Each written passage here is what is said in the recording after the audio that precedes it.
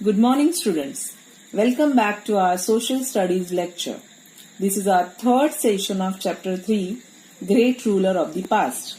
Today, we are going to know about a brave Maratha ruler, that is Shivaji. The year is 1627 AD and almost all the Bharat is under Islamic occupation. In the north, there are the Mughals under Shah Jahan. In Bijapur, there is a Sultan Muhammad Adil Shah, and in the Golconda, the Sultan Abdullah Qutub Shah. The Deccan Sultan always preferred to have Muslim officers in the army, but Portuguese controlled ports and Mughal controlled the land routes. It was not possible to get Muslim officers from North Africa or Central Asia. So, the Sultans of Deccan were forced to appoint Hindu officers. One such Adil Shahi military commander was a Maratha named Shahaji Bhosle. Shahaji was a top general in the Adil Shahi Sultan. In 1630 AD, in the fort of Shivneri near Junnar, in present-day Maharashtra, a son was born to Shahaji and Jizabai. The son, named after the local deity Shivai, would grow up to be Chhatrapati Shivaji Maharaj. Shivaji's father was always away in his childhood, so his two role models growing up were Mother Jizabai and Guru Dadoji Kondev. Dadoji Kondev taught him warfare and administration, while Jizabai taught him Hindu religious scriptures. In India of 1646 AD, for a Hindu ruler to establish an independent kingdom, there had to three main conditions fulfilled. Number 1, area needed to be war away from imperial power, center agriculturally unimportant, with dense forest or for guerrilla warfare. Destiny fulfilled this condition around 1646 AD when Shivaji formed a group of staunchest supporters from local peasants called Mavalas. Shivaji had a good idea about the importance of forts in empire building.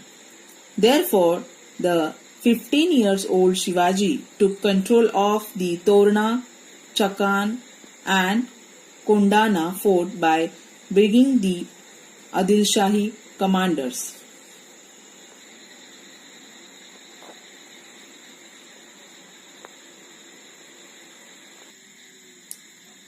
These events refilled the Adil Shahi Sultanate.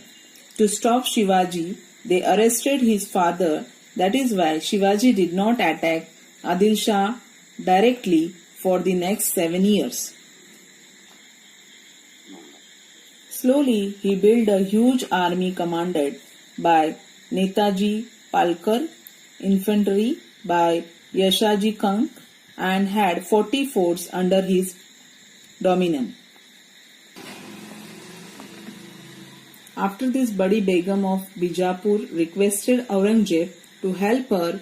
He sent his maternal uncle Shaiste Khan with 150,000 strong army. To add insult to injury, in 1664 AD, Shivaji ransacked the city of Surat, and wealthy Mughal trading center.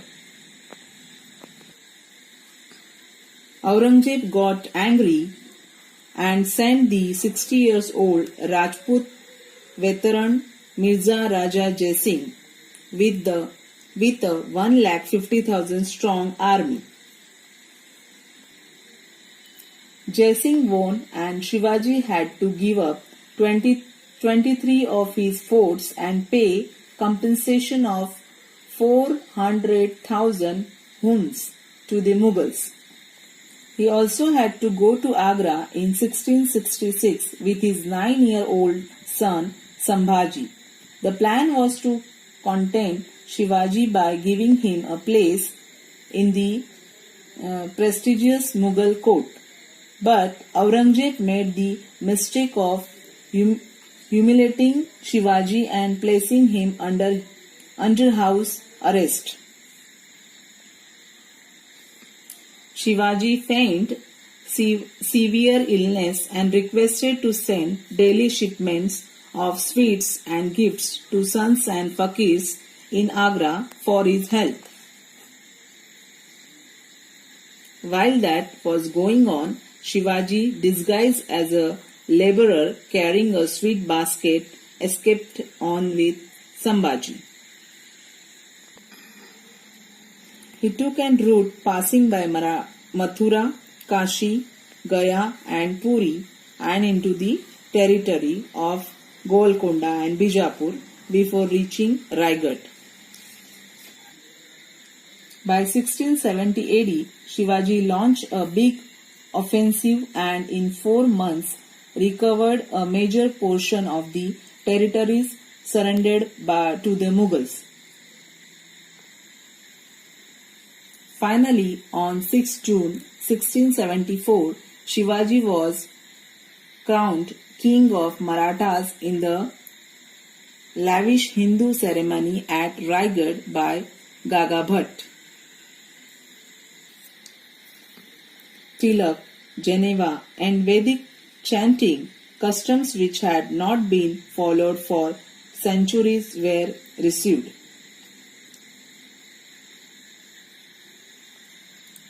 But it was not just his military achievements that made him great. Shivaji was a most able administrator.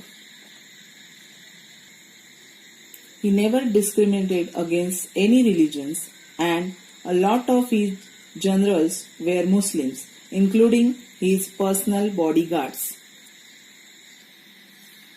He never disrespected women.